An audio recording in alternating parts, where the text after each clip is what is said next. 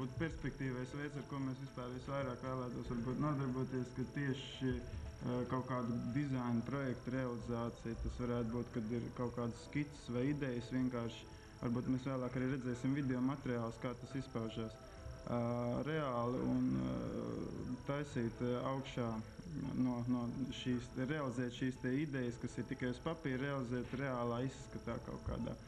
Tad, kad tu skaiti naudu, tad varbūt saka, kā tam pasūtītājiem, cik naudu viņas ir jāskaita. Viņš, piemēram, grib 30 minūšu, aiznest tādu uzšņāpumu, 3 burtus, ja, piemēram, kaut kā tur kā KGB vai kaut ko tam līdzīgu, vai KPSS un iekustināt. Tāda par cenām runāt, tad, piemēram, tāda kā jūsu kanāla galviņas. Jā, pareizi. Es gribu atgādāt, mīļie cilvēki, jāsaka paldies, jāsaka milzīgs paldies Silikonam, jo viņi paši radīja kanāla 4 galviņu. Mēs nevārdu neteicām, mēs vienkārši teicām, vajag galviņu, un viņi atnes tādu. Tā bija. Vienkārši mēs radījām šo tēlu, un tad mēs tam kanāla 4 šo tēlu atvedu šeit. Jā. Šis tēls ir maziem īsiem matiņiem un virlējiem mūsu radīts. Ja šādi galviņi maksātu normāli, kaut kāds 100 latu sekundē, tad rēķināt kaut kāds, laikam, 10 sekundes, 1000. Tā nieka nauda, tas ir tas sākumā. Mēs tūlbās vienkārši tiksim pie mūsu galviņas, un mēs viņu vēlreiz ar apstīt, mēs ilgs meklējam. Bet, ja organizēt sarežģītās darbas, kad liek kopā video ar 3-dimensiju grafiku, 120, 130 latu sekundē, ja ir vēl kaut kas trakāks, tas 150 latu tas ir robeža, šurāk nekāpjam augstāk. Tas ir lēti salīdzināt ar pasauli? Tas ļoti lēti. Vēl Norvēģi eksploatē mūsu cilvēku darbu un burtiski šo smiekla naudu pasūta 12 minūtes reiz. Domāju, kas tur sanāk kopā. Viņi maksātu kaut kādas, nezinu, vismaz 5-kāršu naudu, ja būtu savās mītnes zemēs to darīt. Jā, ko, bet es domāju, ka ir vērts pastīties, jo man tā galva, man jau viņa dikti patīk.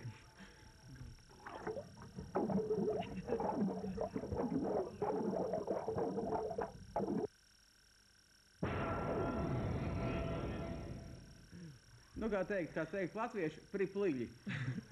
Tad esam atpeldējuši. Tas ir līdzīgi. Jā, bet tagad man atcerās vienkārši Kudiņa kungām viens tāds pavisam nopietns jautājums. Es saprotu, ka pasauli piedāvā dažādus šos te multimēdiju centrus un dažādas iespējas, ar ko strādājat jūs, un kāpēc tas varbūt ir pagaidām Latvijā tomēr pietiekam unikāls variants? Unikāls. Patreiz pamata bāze visiem 3-dimensionāliem darbiem ir tieši silikons. Paši silikona grafikas mašīnas, ja, uz kurām arī tiek eksploatēts tā programma, kas nāk no Wavefront. Šeit ir, tiek simulēts matemātiskā veidā, un pēc tam tas tiek vizualizēts šitas te Zemes gravitācijas spēks un visu molekulārās pievilkšanas spēku.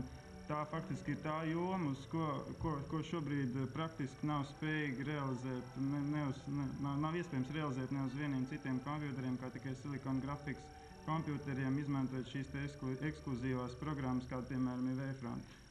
Jā, bet tad man pavisam vienkārši tāds jautājums, pašam interesē, lai šādi te gabaliņi, piemēram, uzradīts, cik ilgi ir, un cik cilvēkiem, un cik ilgi ir jāstrādā? Gads, mēnesis? Tas ir ļoti dažādi, un tas ir galvenokārt atkarīgs no tā, kāds ir programma nodrošinājums. Jo programma nodrošinājums ir dārgāks un labāks, ja tāds cenas programma nodrošinājums sniedzos ar daudzām nullēm, ja. Ja ir speciāls, veido speciāls klips, ļoti dārgs, ekskluzīvs klips, speciāli veido programmu, apakšprogrammu šim klipam par godu tikai. Ja tā ir filmas ļoti slavens, tad bieži vienkārši šī filmā par godu pieprogrammē kaut ko klāts. Tad kādā gadījumā tu ņem palīgā visus pārējos kolēģis no pārējām nodaļām, vai kas ir šīs smadzenes, kas nodarbojas ar klientu? Tātad smadzenes ir mūsu studijas režisore un filmu direktori.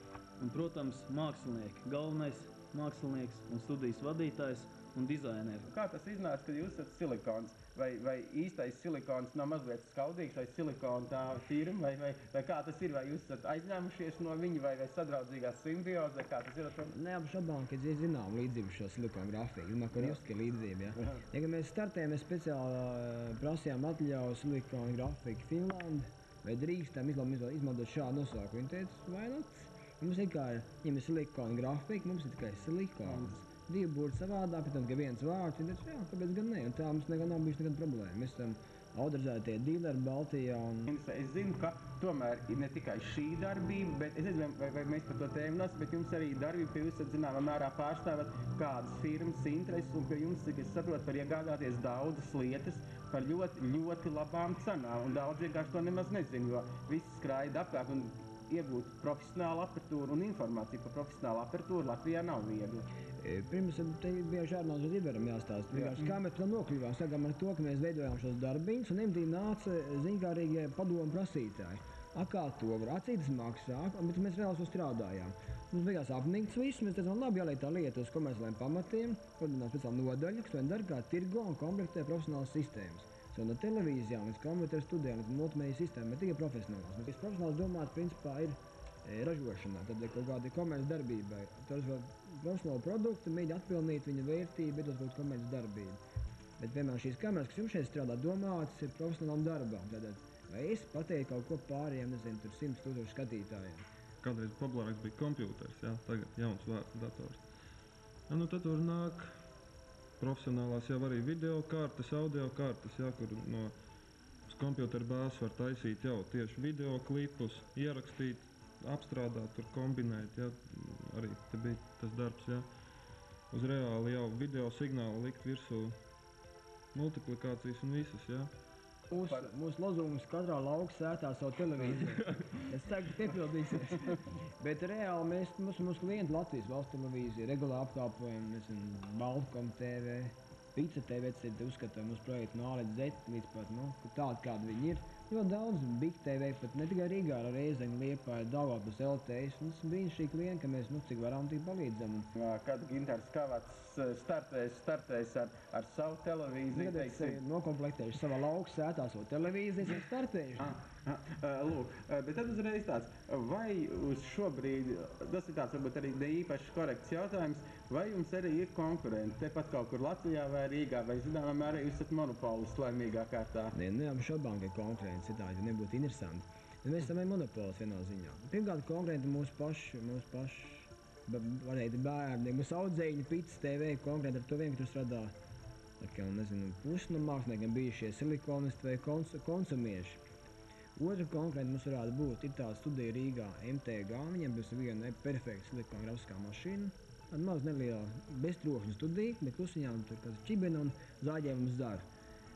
Tad ir ļoti daudz, patreiz attīstās tāds, teiksim, pusprofesionāls, kas ir uz IBM, parasti kompjutera bāzētas studijas, kur ir vienkārši zēni eksperimenti, vai multimediju iekārtas kaut kādas.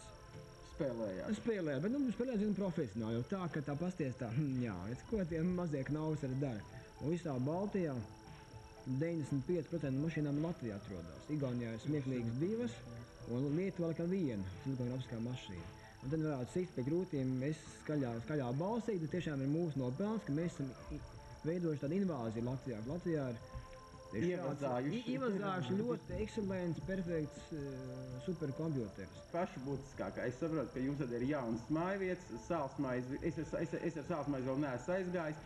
Es domāju, ka tu tad, kurā vietā var ierasties pie tevis, jo šeit 9 jau no rīta, kad tu tāds saķemējies un skaisti gaidi klientus. Tad kur ir šī leģendārā adrese? Es zinu, ka tiem telefoniem tad kaut kas jāliek priekšā, kaut kāda cipari. Tātad šī leģendārā adrese ir Rīgā, Pērsas ielā 2.